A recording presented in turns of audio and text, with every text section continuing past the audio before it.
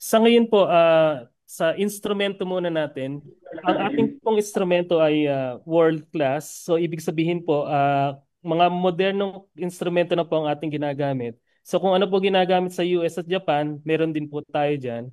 And patuloy po ang pag-expand ng ating mga monitoring instruments. Sa tulong, maganda po yung support ng ating pong sa gobyerno, and andyan din po yung ating modernization law.